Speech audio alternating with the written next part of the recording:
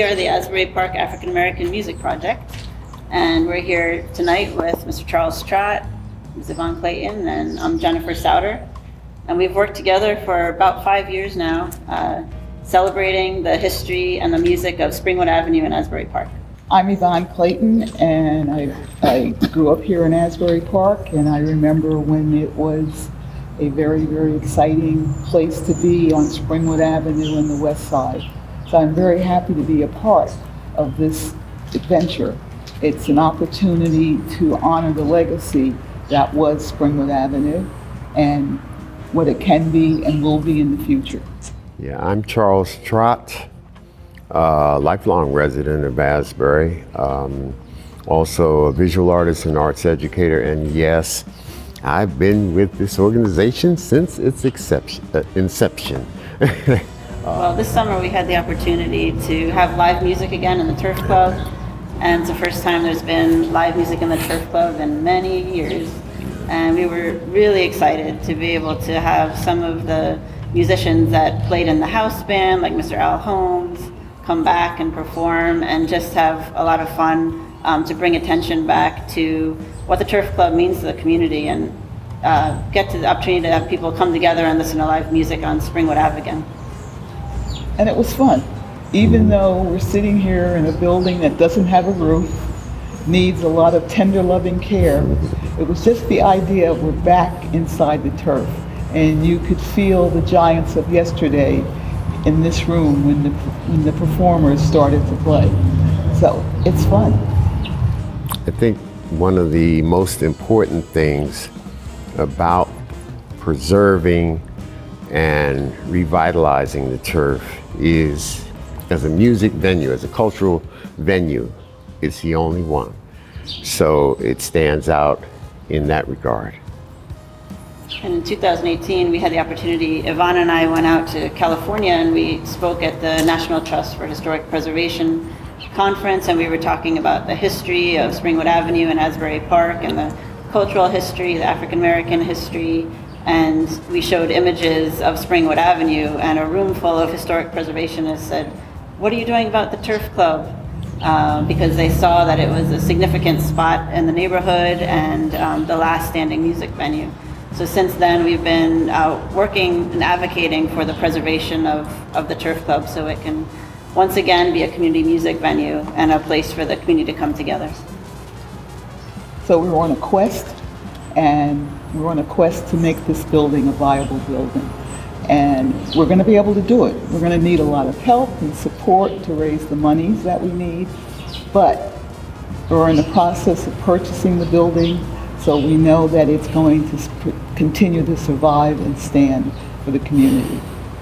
And over the years, we've had the chance to interview musicians from all different eras. We were very fortunate to have the opportunity to interview Mr. Al Griffin, Ms. Dee Holland, Mr. Cliff Johnson, who were all in their 90s at the time that we interviewed them.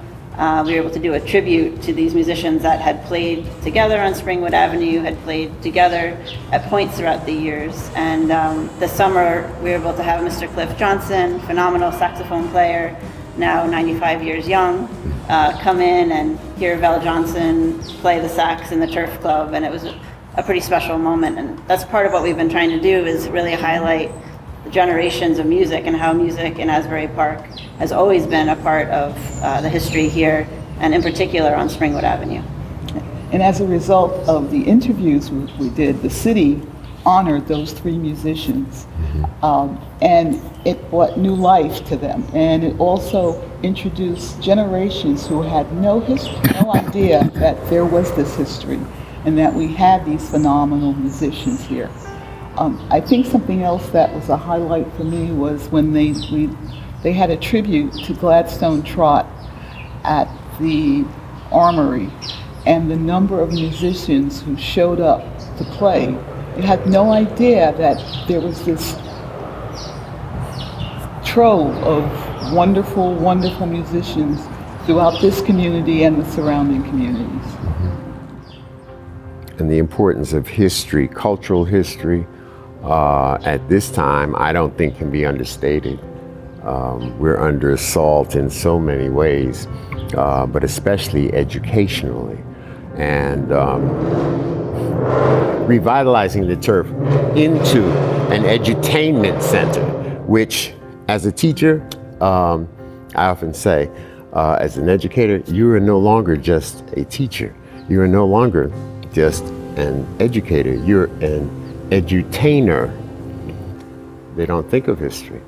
Well, some of us don't even think of history, but if you don't understand history, you will never understand the present, and then forget about the future because you don't know where you are. So this is a vital institution, albeit a little run down, but that's why we're here. And we really want to maintain this feel of a jazz club. So the scale of this building, the way the door opens is an example. Every time we have that corner door open, people peek in, say, what's going on the turf? And that this intersection here at Atkins and Springwood has been an important part of this community's history for so long. And it comes up in all the interviews. Oh, I remember walking down, you hear this music, you hear that music. So we want to have that happen again. When people walk down the street, you want them to feel the energy and the excitement that there is live music, not just recorded music, but live music. And also, we will play all kinds of music, but this is a venue that is devoted to jazz. There's nothing like the sound of jazz coming through speakers, and I don't think everyone has that true appreciation anymore. So that's part of our goal. In the history of this turf club is the history of many local musicians that, people who have only moved here in the last, say, 10 years, or people who are 40, 30, wouldn't even know about it. To have that information available so that once again, people will remember that Asbury had a number of local musicians, as well as, regional, as well as national and international musicians have come here to play throughout the history of the building. So we want to keep that information, that feeling as well, but the information available too.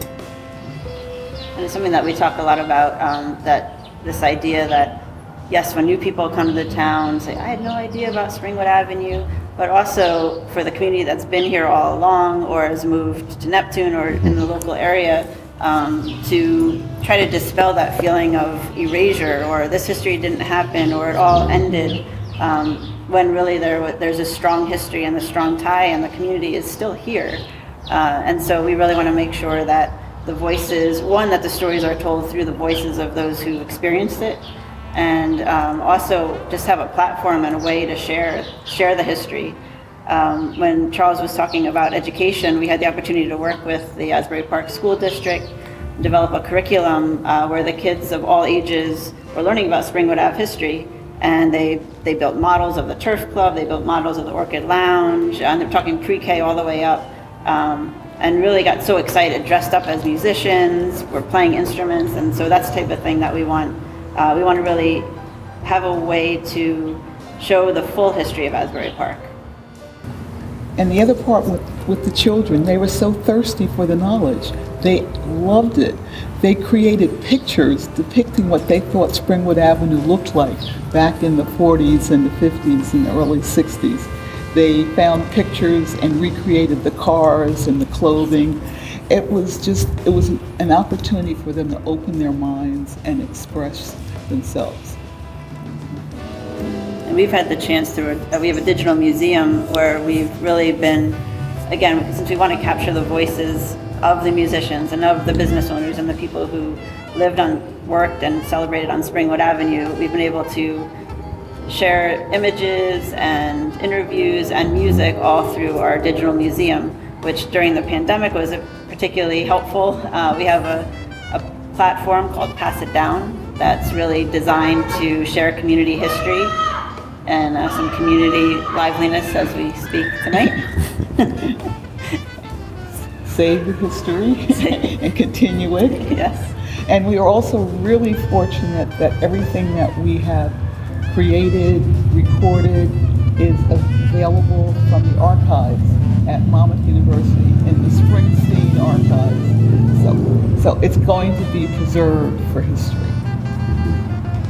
Yeah, and there's been plenty of people working and of course talking and thinking about the history of Springwood Avenue, and Charlie and Pam Horner had a comprehensive book series of books come out recently, and the Asbury Park Museum and the Historical Society. There's other organizations that have been doing wonderful work as well, and one of our goals is to make sure that everyone's working together to again highlight these stories, so that the African American history of Asbury Park isn't viewed as a sidebar or one page of a book, but really again central to what's going on in this city from the start. Academically, I'm not a historian, but I'm involved with a lot of history, especially African diasporic history, which this would be a part of, because these were African Americans. These were black people, males and females, born and raised here, went out, became world class, at least in terms of their talent, if not their travel and the talent. So it needs to be brought home.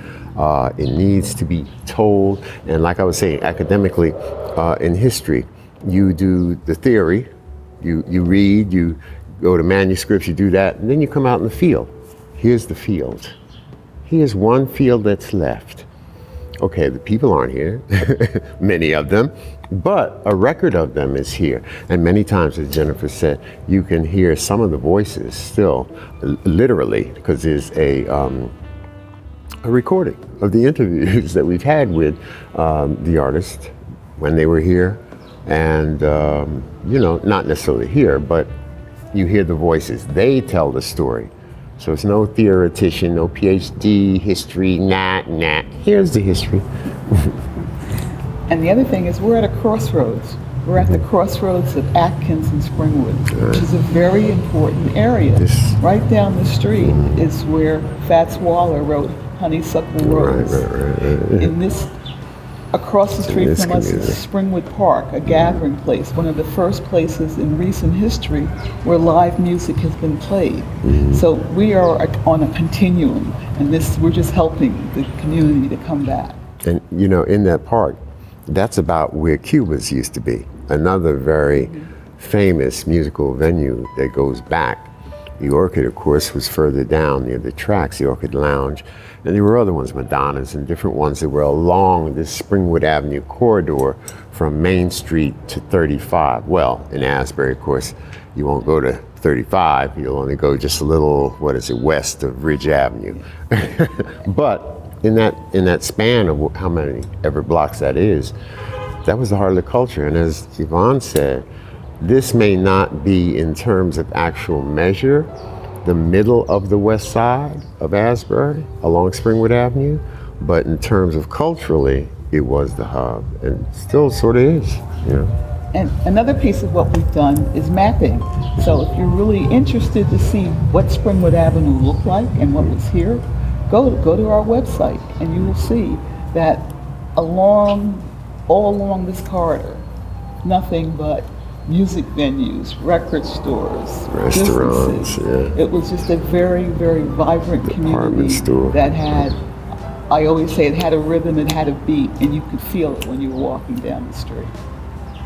And part of what we want to do is maintain a space and a place, either through our website and also in person when the Turf Club is running again, for people to come and share their information. So just as an example, fortunately this has started to happen over the past few years. Word has started to spread, and for example, the daughter of Al, who owned the record store, recently reached out to us. Al, House of Hits. Because the House of Hits comes up in all the interviews. People talk about House of Hits.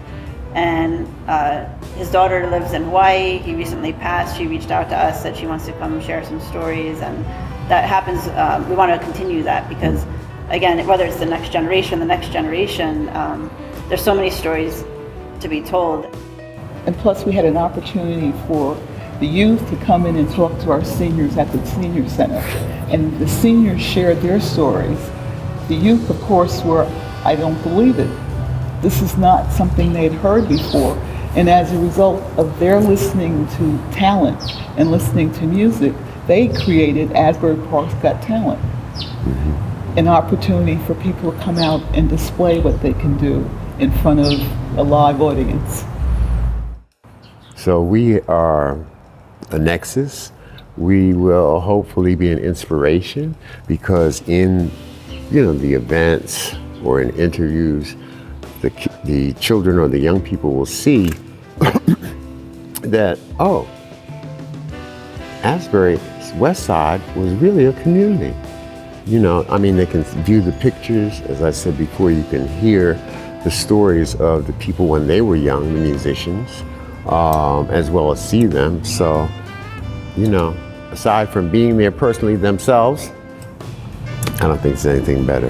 And I think it's our hope that the turf, when it is up and running, will be somewhat of a community center, a place where young people can come and learn music from musicians, from the professional musicians. A place where, if you want to come and find out more history, because we will have the types of terminals that you can use, you can do that. You can do your own research. You don't have to leave your neighborhood. And of course, a place where you can listen to live music. Yeah, but people often ask, who played in the Turf Club? Who are the famous? And first of all, Billie Holiday, Duke Ellington, everybody came through Springwood Avenue. People played on the boardwalk and came and jammed on Springwood Avenue late night, and so the list of famous names is long. However, it's also the fact that a lot of the musicians, there's so much talent that was local that either played with these big names or became their big names themselves, that sometimes get lost in the story. We want to make sure that those stories are really brought out. So if it attracts people in to say, oh, this used to be called Little Harlem, and that's of interest, that's great. But when you start to dig deep, you see that the history of the music of Springwood Avenue is a story unto itself. This project started out of a grant that the library received. And it was finite, we're going to start this date and end that date. Once we started, it was like that onion, you start peeling back. And we kept discovering things and more and saying, we can't stop. And so we've continued to go out and get other grants, and we've continued to learn.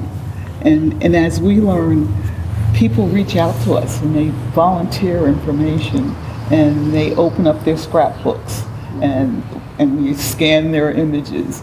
And we just hope that we're going to continue that. And we think that as we tell the story, other people will tell their stories. So we're just going to keep peeling back that onion and getting more and more information. And we formed as a nonprofit in 2018, but as Yvonne said, we'd been working on the Oral History Project prior for a few years. Really just a group of interested people from the community, just volunteering together. And then once we formed the nonprofit, we've had a core team since then of the three of us, and then also Melissa Keeling, who has recently moved away but is still working with us from behind the scenes. And she's a phenomenal musician herself. She's a PhD, and plays the flute and is really a fantastic part of our team. And also Kathleen Melgar, who is the assistant director at the Asbury Park Public Library, and Mr. Ruben Bray, who's a DJ himself, and also works in the Asbury Park School District. So we're a pretty eclectic team, and that's our core team that works, on a daily basis as volunteers.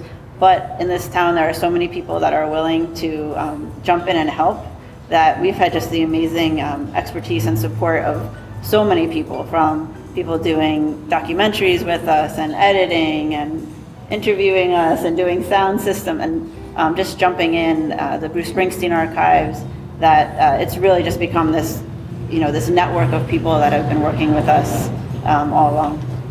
Yeah, we could not have accomplished this by ourselves, because we're 5 volunteers who have other opportunities and responsibilities. So we're very grateful to that network. Yes, we found a grant that we wanted to apply for, and we went to the library because we were not a nonprofit at the time, and asked if we could partner with them to submit the grant, and they've been a partner all the way through, along with the Bruce Springsteen archives from the start, and lots of community organizations have jumped in, and probably I don't want to say more important, but as important is a lot of individuals that just, for example, when we put on these events at the Turf Club this summer, there's no electricity here.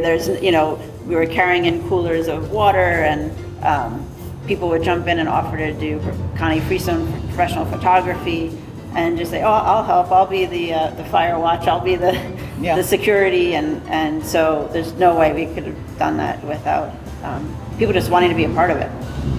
And also, we have to be grateful to the Monmouth County Historical Society and also the New Jersey Historical Society. We're always looking for more grants, and we also have a few corporate sponsors who have been there along the way. ANSERV, which is a telecommunications company, Beach House Brewery, New Jersey Natural Gas. We've had a long list of, we want to make it longer, but we have a great list of supporters that have helped us along the way. ANSERV. And people can, and we always need volunteers, especially, we always look, if you're interested in events, history, we love history geeks because we have a lot of wonderful interviews that are transcribed and need to be archived properly, and people that love to be at community events. We're always like to be out in the community at events, so we love to have people be a part of the organization. There's lots of ways to help out. Every Wednesday we post West Side Wednesday on our social media. We highlight different musicians, we highlight what we're doing, and that's a great way to keep up with what's going on. So if you want to get more involved, find out more about Asbury Park African American Music Project, you can find out more at our website, asburyamp.org. You can go to our Facebook, our Instagram, and you can always create your own Facebook fundraiser for us to celebrate your birthday, a great way to help out the organization. And come volunteer with us. I'm Jennifer Souter. I'm Yvonne Clayton. And I'm Charles Trott. And we are AP Amp.